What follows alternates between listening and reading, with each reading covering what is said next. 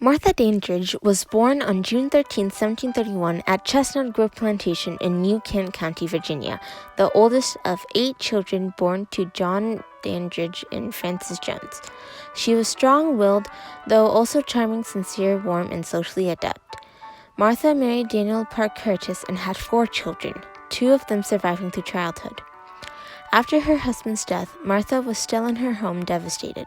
She met George Washington while he was still serving the military. Many men wanted to be her husband, but she soon chooses George Washington. Patsy was Martha's and Daniel's daughter who survived childhood. Patsy started to get seizures and the doctor had to take care of her. After suffering for several years, the 17-year-old girl had another seizure at dinner. This time, it caused her death. Many years after the devastation of her daughter's death, Martha Washington leaves Mount Vernon to go to Valley Forge with her husband, George Washington. Martha's only remaining child lives to adulthood and eventually gets married. By this time, Martha has had 3 grandchildren, but the first granddaughter died shortly after she was born. On March 21, 1769, Martha becomes a grandmother for the 3rd time. Eleanor Parke Curtis is welcomed to the world. She does survive through childhood. In December of the same year that her 3rd grandchild was born, she went from Mount Vernon to Philadelphia. She stayed in the city until around Christmas time to go to the Army's winter quarters at Morristown, New Jersey.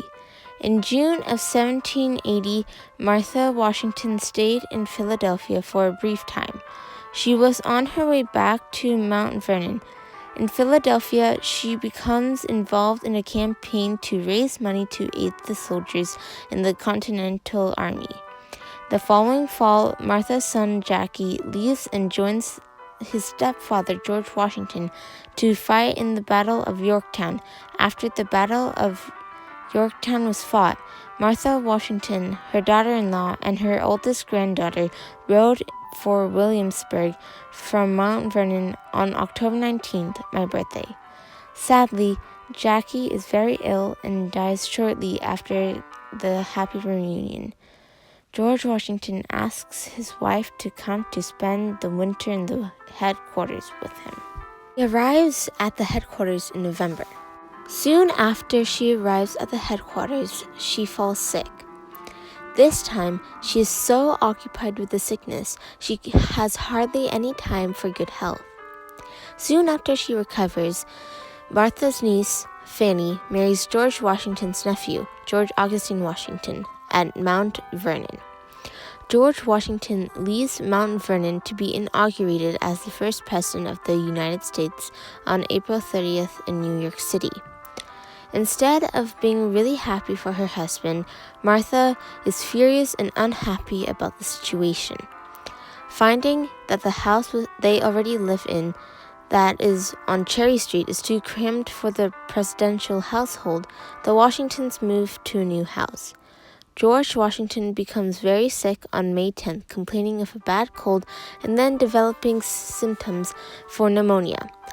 The doctors thought he would die, but he had a fast recovery of only 10 days. 9 years later, George Washington dies because of tuberculosis. The shock of his death changed Martha forever. She would never be the same person ever again. For one, she would not go into his study or bedroom in which they both slept after his death. Soon after George Washington's death, Martha falls ill with bilious fever. She knows that she will die soon, so she makes preparations for her death. She is surrounded by family, friends, and slaves when she dies. She dies on May 5th, 22nd, 1802.